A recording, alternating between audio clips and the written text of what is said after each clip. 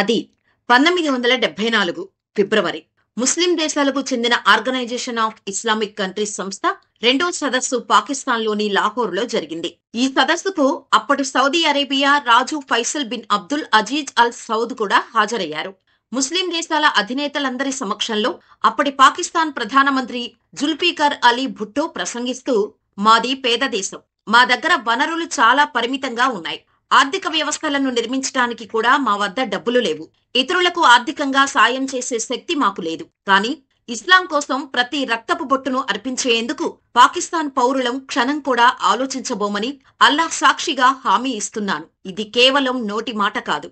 పాకిస్తాన్ ప్రజలంతా అల్లా సైనికులు, పాకిస్తాన్ సైన్యం కూడా అల్లా సైనికులే. ముస్లిం దేశాలకు వ్యతిరేకంగా భవిష్యత్తులో ఎలాంటి సంఘర్షణ తలెత్తినా పాకిస్తాన్ సాయం అందిస్తోంది అని జుల్ఫికర్ అలీ భుట్టో చెప్పారు. జుల్ఫికర్ అలీ భుట్టో ఇస్లాం కోసం నెత్తురు చిందిస్తామని ప్రతిజ్ఞ చేస్తున్న సమయానికి ఇరాన్లో ఇస్లామిక్ విప్లవం రాలేదు, ముస్లిం రాజ్యం ఏర్పడలేదు. ఇరాక్ మాజీ అధ్యక్షుడు సద్దాం హుస్సేన్ ఇరాన్పై దాడి చేయలేదు. Egypt, Jordan, UAE, Bahrain, Morocco, Sudan వంటి ముస్లిం దేశాలు ఇజ్రాయిల్ను ఒక దేశంగా గుర్తించలేదు. యెమెన్పై సౌదీ అరేబియా దాడి చేయలేదు. ఖతార్పై Saudi Arabia, Bahrain, Egypt, UAE దేశాలు దిగ్బంధం విధించలేదు. పాకిస్తాన్ నుంచి బంగ్లాదేశ్ విడిపోయింది. అయినప్పటికీ అప్పటి పరిస్థితుల్లో ముస్లిం దేశాల మధ్య విభేదాలు ఉన్నా శత్రుత్వం లేదు. అందుకే జుల్ఫికర్ అలీ భుట్టో ఇస్లామిక్ దేశాల ఐక్యత గురించి ఆశపడ్డాడు. ఐక్యత ముసుగులో సంపన్న ముస్లిం దేశాల నుంచి ఆర్థిక సాయం ఆశించాడు. కానీ కాలం గిర్రున తిరిగింది. ముస్లిం దేశాల మధ్య ఐక్యత సంగతి పక్కన పెడితే బద్ధ శత్రువులుగా మారాయి. పాకిస్తాన్ అణుబాంబు తయారు చేసినప్పటికీ అమెరికా, బ్రిటన్, ఫ్రాన్స్ వంటి పశ్చిమ దేశాలు అనేక ముస్లిం దేశాలలో తాము చెప్పినట్టుగా నడుచుకునే ప్రభుత్వాలను ఏర్పాటు చేసుకున్నాయి. ఉదాహరణకు ప్రస్తుతం ఇరాక్, లిబియా, సిరియా దేశాల్లో అమెరికా, బ్రిటన్, ఇతర పాశ్చాత్య దేశాలను వ్యతిరేకించే పాలకులు అధికారంలో లేరు. వారిని ఎదిరించినా బతికి బట్టకట్టలేరు. అంతెందుకు, ముస్లిం దేశాల ఐక్యత గురించి పెద్ద పెద్ద కబుర్లు చెప్పే పాకిస్తాన్ గతంలో ఆఫ్ఘనిస్తాన్పై అమెరికన్ సేనలు దాడి చేసినప్పుడు అగ్రరాజ్యానికే అండగా నిలిచింది. ఆఫ్ఘనిస్తాన్ను గాలి కొదిలేసింది. కొద్ది రోజుల్లోనే ఇరాన్లో కూడా అదే జరిగే పరిస్థితి కనిపిస్తోంది. జూన్ 12వ తేదీ నుంచి ఇరాన్పై ఇజ్రాయిల్ భీకర దాడులు చేస్తోంది. ఇప్పటికీ ఆ దాడులు కొనసాగుతున్నాయి. దీనికి ప్రతిగా ఇరాన్ కూడా ఇజ్రాయిల్ మీద దాడులు చేస్తోంది. దీంతో ఇరాన్, ఇజ్రాయిల్ మధ్య ఘర్షణల ప్రభావం ఇప్పుడు పశ్చిమాసియా అంతటా కనిపిస్తోంది. అమెరికా మద్దతులో ఇరాన్పై ఇజ్రాయిల్ చెలరేగిపోతోంది. దీంతో అనేక మంది ఇది ముస్లింలకు, ఇస్లాంకు వ్యతిరేకంగా జరుగుతున్న యుద్ధంగా అభివర్ణిస్తున్నారు. ఇలాంటి పరిస్థితుల కోసమే గోతికాడ నక్కలా ఎదురు చూసే పాకిస్తాన్ ఇరాన్, ఇజ్రాయిల్ మధ్య యుద్ధాన్ని తమకు అనుకూలంగా మార్చుకోవాలని చూస్తోంది. ఇప్పటికే ఆర్థికంగా చితికిపోయి ఆల్మోస్ట్ అడుక్కునే స్టేజ్ లో ఉన్న పాకిస్తాన్ ఈ యుద్ధాన్ని అడ్డం పెట్టుకుని మతాన్ని రెచ్చగొడుతోంది. ప్రస్తుత పరిస్థితుల్లో ఇజ్రాయిల్కు వ్యతిరేకంగా ముస్లిం దేశాలన్నీ ఏకం కావాలని పాకిస్తాన్ చెబుతోంది. ఈ మేరకు ముస్లిం దేశాలన్నీ ఇజ్రాయిల్కు వ్యతిరేకంగా ఏకం కావాల్సిన పరిస్థితులు ఏర్పడ్డాయని పాకిస్తాన్ రక్షణ మంత్రి ఖవాజా ఆసిఫ్ గత వారం పాకిస్తాన్ నేషనల్ అసెంబ్లీలో పిలుపునిచ్చాడు. దీంతో ప్రస్తుత పరిస్థితుల్లో ముస్లిం దేశాలన్నీ ఏకం కాగలవా అనే ప్రశ్న తలెత్తుతోంది. ఇక్కడ మరొక ప్రశ్న ఏంటంటే, పాకిస్తాన్ పదే పదే ముస్లిం దేశాల ఐక్యత గురించి ఎందుకు మాట్లాడుతోంది? ఇజ్రాయెల్ దాడులకు వ్యతిరేకంగా ఇస్లామిక్ దేశాలన్నీ ఐక్యంగా స్పందించాలని పాకిస్తాన్ ఎందుకు కోరుకుంటోంది అనే ప్రశ్నలు వ్యక్తమవుతున్నాయి. అసలు ముస్లిం దేశాల ఐక్యత నిజంగానే సాధ్యమా? పైకి ఇస్లాం ఐక్యత రాగాలు పలికే పాకిస్తాన్, తుర్కియేలు అంతర్గతంగా ముస్లిం దేశాలపై ఎలా వ్యవహరిస్తున్నాయి? ముస్లిం దేశాలు ఒక్కటైతే ఏం జరుగుతుందో ఈ వీడియో చివరి వరకు చూసి తెలుసుకోండి. పైకి పాకిస్తాన్ ముస్లిం దేశాల ఐక్యతా రాగం వినిపించినా లోపల ప్రస్తుత పరిస్థితి మాత్రం అంతా డొల్లగానే కనిపిస్తోంది. ప్రస్తుతం ముస్లిం దేశాలు పరస్పర సంఘర్షణలు, విభేదాల మధ్య చిక్కుకొని ఉన్నాయి. ఉదాహరణకు సౌదీ అరేబియా, ఇరాన్ మధ్య శత్రుత్వం ఇంకా ముగియలేదు. ముస్లింలలోని సున్నీ, షియా వర్గాల మధ్య ఆధిపత్య పోరు నుంచి సౌదీ అరేబియాలో రాచరికం, ఇరాన్లో ఇస్లామిక్ రిజల్యూషన్ వరకు ఈ వైరం కొనసాగుతోంది. షియా ముస్లింలు మెజారిటీగా ఉన్న దేశం అజర్బైజాన్. అయినప్పటికీ మరో షియా మెజారిటీ దేశం ఇరాన్తో అజర్బైజాన్కు పూర్తి విరోధం ఉంది. అంతేకాదు, ఇరాన్కు శత్రు దేశమైన ఇజ్రాయిల్కు అజర్బైజాన్ అత్యంత సన్నిహిత దేశం. అలాగే ఇరాకుపై అమెరికా దాడి చేసి సద్దాం హుస్సేన్ ను ఉరితీసినప్పుడు అమెరికాకు ఇరాన్ వ్యతిరేకం కాదు. పైగా సద్దాం హుస్సేన్ కు వ్యతిరేకంగా అమెరికాతో ఇరాన్ చేతులు కలిపింది కూడా. ఇరాన్లో ఇస్లామిక్ విప్లవం కొనసాగుతున్న సమయంలోనే ఇజ్రాయిల్ ని ఒక దేశంగా గుర్తించడంతో పాటు దానితో దౌత్య సంబంధాలు ఏర్పాటు చేసుకోవాలని ఈజిప్ట్ నిర్ణయించింది. 1994లో జోర్దాన్ కూడా ఇజ్రాయిల్ ని గుర్తించింది. 2020లో యుఏఈ, బహ్రెయిన్, మొరాకో, సూడాన్ కూడా ఇజ్రాయిల్ తో దౌత్య సంబంధాలు ఏర్పరచుకున్నాయి. ఇక ముస్లిం దేశాలకు తుర్కీయే పొడిచే వెన్నుపోట్లకు కొదవేలేదు. 2020లో ఇజ్రాయెల్ తో దౌత్య సంబంధాలు ఏర్పాటు చేసుకున్నందుకు యునైటెడ్ అరబ్ ఎమిరేట్స్, బహ్రెయిన్లపై తుర్కీయే విమర్శలు గుప్పించింది. ఇక్కడే తుర్కీయే తన విష స్వభావాన్ని బయటపెట్టుకుంది. యుఏఈ, బహ్రెయిన్లపై విమర్శలు చేసే నాటికే తుర్కీయేకు ఇజ్రాయెల్ తో దౌత్య సంబంధాలు ఉన్నాయి. 2005లోని అప్పటి తుర్కీయే ప్రధానమంత్రి ఎర్డోగాన్ ఒక వ్యాపారవేత్తల బృందంతో 2 రోజుల పాటు ఇజ్రాయిల్లో పర్యటించారు. ఈ పర్యటనలో భాగంగా ఆయన నాటి ఇజ్రాయెల్ ప్రధానమంత్రి ఏరియల్ షారోన్ తో భేటీ అయ్యారు. భేటీ అనంతరం ఇరాన్ అణు కార్యక్రమం ఇజ్రాయెల్కే కాకుండా మొత్తం ప్రపంచానికే ముప్పు అని కూడా ఎర్డోగాన్ అన్నాడు. ఇప్పుడు ఇదే అణు కార్యక్రమానికి వ్యతిరేకంగా ఇరాన్పై ఇజ్రాయెల్ యుద్ధం మొదలుపెట్టింది. అలాంటప్పుడు ఇరాన్ కు తుర్కీయే ఏ ముఖం పెట్టుకొని మద్దతు పలుకుతుంది అన్నది అందరిలోనూ మెదులుతున్న ప్రశ్న. అలాగే 2003లో ఇరాక్ మీద అమెరికా దాడి చేసేందుకు సిద్ధమవుతున్న సమయంలో ఎర్డోగాన్ తుర్కీయోకు ప్రధానమంత్రి అయ్యారు. అప్పుడు ఎర్డోగాన్ కు ఇరాక్ అధ్యక్షుడు సద్దాం హుస్సేన్ తో సన్నిహిత సంబంధాలు లేవు. ఈ క్రమంలో ఇరాక్ మీద దాడి కోసం అమెరికా తమ భూభాగం వాడుకునేందుకు అనుమతించాలని ఎర్డోగాన్ నిర్ణయించుకున్నాడు. అయితే ఎర్డోగాన్ ఉద్దేశం నెరవేరలేదు. ఆయన ప్రతిపాదనను తుర్కీయే పార్లమెంటు ఓడించింది. ఎర్డోగాన్ పార్టీకి పార్లమెంటులో 3/2 మెజారిటీ ఉన్నప్పటికీ ఇరాకుపై అమెరికా యుద్ధానికి మద్దతు ఇవ్వటాన్ని నిరాకరించింది. దీంతో తుర్కీయే పార్లమెంటు నిర్ణయంపై నాటి అమెరికా అధ్యక్షుడు జార్జ్ బుష్ ప్రభుత్వం తీవ్ర ఆగ్రహం వ్యక్తం చేసింది.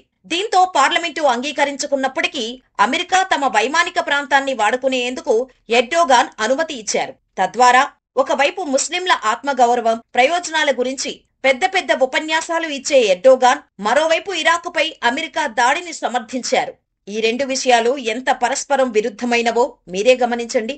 అంతేకాదు కొన్ని నెలల క్రితమే సిరియాలో ఇరాన్ అనుకూల ప్రభుత్వాన్ని తుర్కీయే సాయంతో కూల్చివేశారు. ఒక విధంగా చెప్పాలంటే సిరియాలో తుర్కీయే చేతిలో ఇరాన్ ఓడిపోయింది.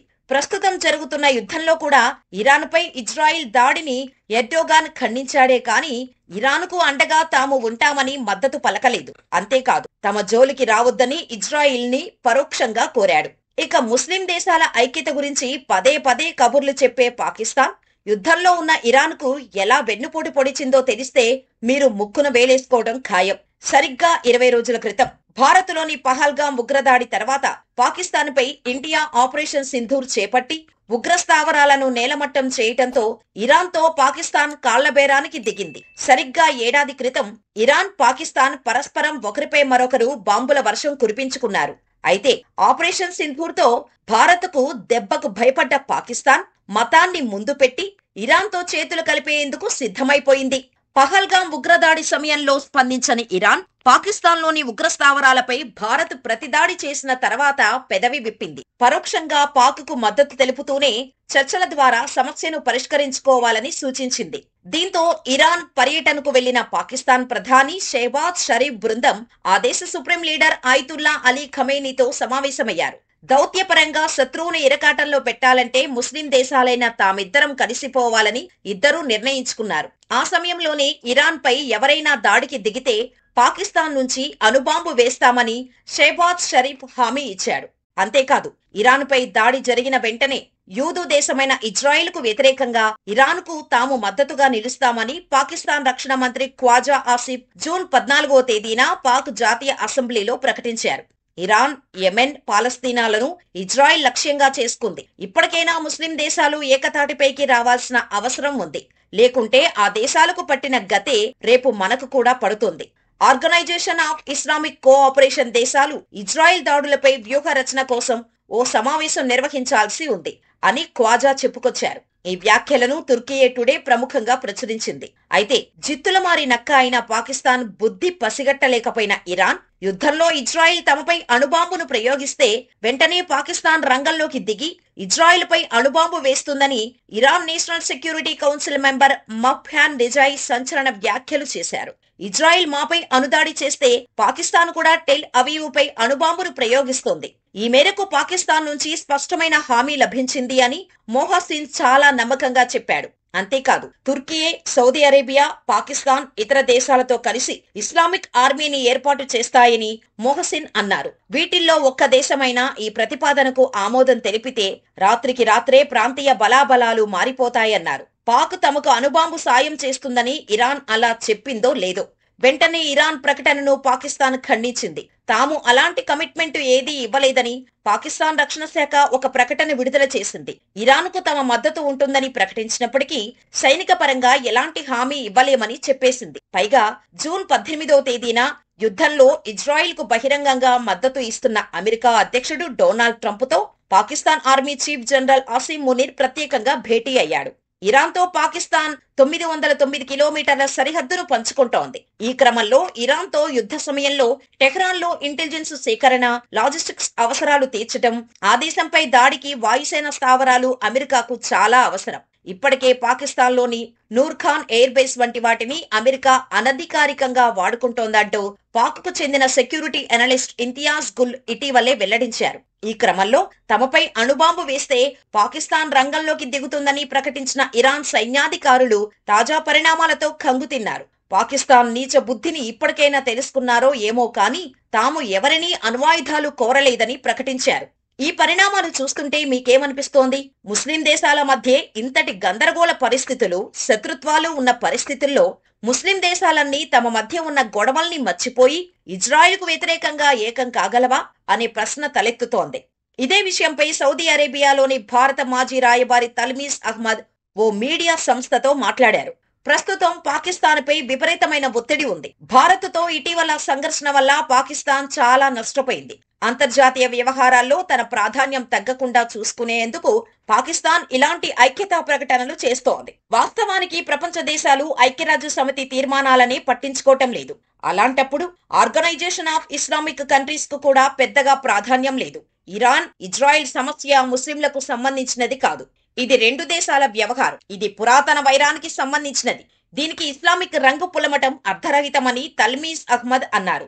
ఇజ్రాయిల్, పాలస్తీనా మధ్య గొడవలు ఇస్లామిక్ సమస్యనా అనే ప్రశ్నకు తల్మీజ్ అహ్మద్ బదులిస్తూ 1967కు ముందు ఇజ్రాయిల్, పాలస్తీనా అరబ్బుల సమస్యగా ఉండేది. అయితే 1967లో అరబ్ ఇజ్రాయిల్ యుద్ధంలో ఇజ్రాయిల్ గెలిచిన తర్వాత అది ఇజ్రాయిల్, పాలస్తీనా సమస్యగా మిగిలిపోయింది. దీన్ని పరిష్కరించగలవారు ఎవరైనా ఉన్నారంటే అది ఇజ్రాయిల్, పాలస్తీనా మాత్రమే అని తల్కీస్ అహ్మద్ వివరించారు.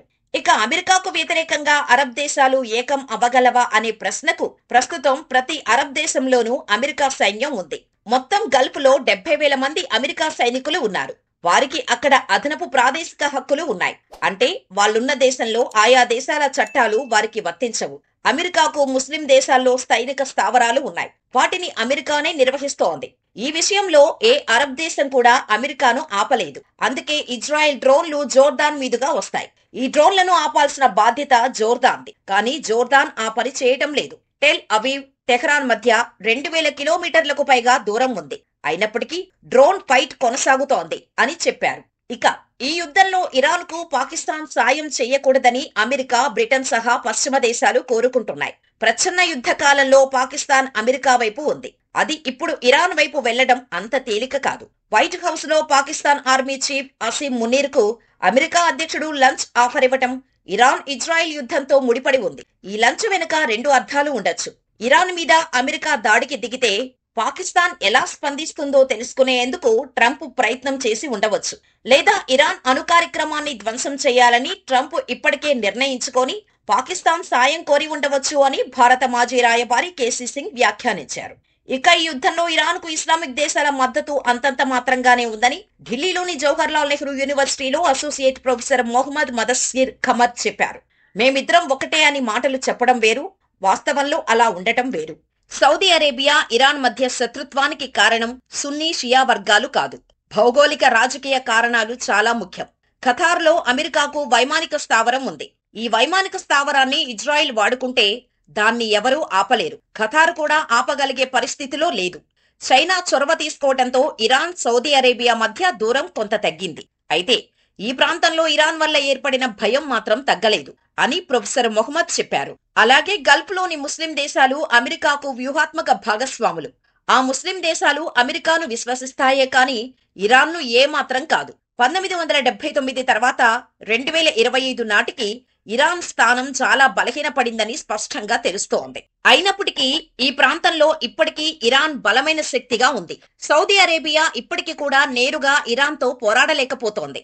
2003 మార్చిలో ఇరాకుపై అమెరికా దాడి చేసింది. ఈ దాడికి వ్యతిరేకంగా ఇరాన్ ఎలాంటి ప్రకటన చేయలేదు.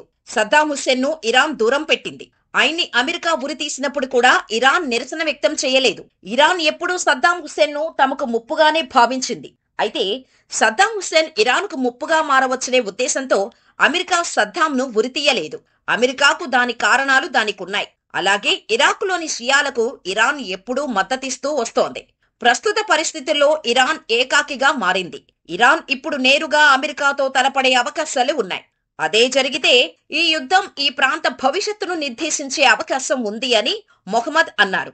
ఇస్లామిక్ దేశాల మధ్య విభేదాలు చాలా తీవ్రంగా ఉన్నాయి. ఆ దేశాలు తమ మధ్య విభేదాలను ఇప్పటివరకు అధిగమించలేకపోయాయి. Organization of Islamic countries, Arab league వంటి సంస్థలు కేవలం పేరుకే పరిమితమయ్యాయని మొహమ్మద్ ముదస్సిర్ ఖమర్ చెప్పారు. వాస్తవానికి పశ్చిమాసియా ప్రయోజనాల విషయంలో తుర్కీయే ఇరాన్ చాలా కాలంగా సంఘర్షణ పడుతుంది. అలాగే గల్ఫ్ లోని ఇతర ముస్లిం దేశాల మధ్య వైరుధ్యాలు కూడా తీవ్రమవుతున్నాయి. ఇలాంటి పరిస్థితుల్లో మతం ఆధారంగా ఇజ్రాయిల్ కు వ్యతిరేకంగా ఇస్లామిక్ దేశాలను ఏకతాటిపైకి తీసుకురావటం, అది కూడా ఇజ్రాయిల్ కు అమెరికా అండ ఉన్నప్పుడు అలాంటి ప్రక్రియ చేపట్టడం దాదాపు అసాధ్యమనే చెప్పవచ్చు. ఇంతకీ యుద్ధంలో ఇజ్రాయిల్ చేతిలో ఇరాన్ ఓడిపోతే ఏమవుతుందో ఇప్పుడు చూద్దాం. ఈ యుద్ధంలో ఇరాన్ ఓడిపోతే పశ్చిమాసియాలో ఇజ్రాయిల్ ప్రభావం మరింత పెరుగుతోంది. సిరియా నుంచి బషర్ అల్ అసద్ ను ఇప్పటికే బహిష్కరించారు. ఇరాన్ మద్దతిస్తున్న సాయుధ గ్రూపులు బలహీనపడ్డాయి. గాజా శిథిలాల దెబ్బగా మారింది. వెస్ట్ బ్యాంక్ లో ఇజ్రాయిల్ ఏది కావాలనుకుంటే అది చేస్తోంది. ఇరాన్ బలహీనపడితే పశ్చిమాసియాలో రష్యా ప్రభావం కూడా తగ్గుతుంది. చైనా చమురు అవసరాల కోసం గల్ఫ్లోని అమెరికా మిత్ర దేశాలపై ఆధారపడాల్సి వస్తుంది అని ది హిందూ పత్రికలో ఇంటర్నేషనల్ ఎడిటర్ స్టాన్లీ జానీ రాశారు. అంటే యుద్ధంలో ఇరాన్ ఓడిపోతే ఆసియా ఖండాన్ని కూడా శాసించేలా అమెరికా ఆధిపత్యం పూర్తిగా పెరిగిపోతుందని తెలుస్తోంది. మొత్తానికి ముస్లిం దేశాల ఐక్యత పైకి చెప్పుకున్నంత సులభంగా జరిగే పని కాదని తెలుస్తోంది. పైగా ముస్లిం దేశాల ఐక్యత గురించి వెన్నుపోట్లకు మారుపేరైన పాకిస్తాన్, తుర్కీ దేశాలు పదే పదే ప్రకటనలు ఇవ్వటమే ఆశ్చర్యానికి గురిచేసే అంశం. పాకిస్తాన్, తుర్కియేలు ఒకవైపు ముస్లిం దేశాల ఐక్యత అంటూనే మరోవైపు అమెరికాతో కలిసిపోయి అదే ముస్లిం దేశాలను వెన్నుపోటు పొడవటంలో ఆరితేరిపోయాయి. ఇలాంటి పరిస్థితుల్లో ముస్లిం దేశాల ఐక్యత నిజంగానే సాధ్యమవుతుందా? ఒకవేళ నిజంగానే ముస్లిం దేశాలు ఒక్కటే పోతే ప్రపంచంలో ఎలాంటి మార్పులు జరుగుతాయో మీ అభిప్రాయాలను మాకు కామెంట్ రూపంలో తెలియచేయండి. ఇలాంటి మరిన్ని వీడియోల కోసం మన ఛానల్ ని సబ్స్క్రైబ్ చేసుకుని ఈ వీడియో మరింత మందికి చేరేలా లైక్ చేసి షేర్ చేయండి.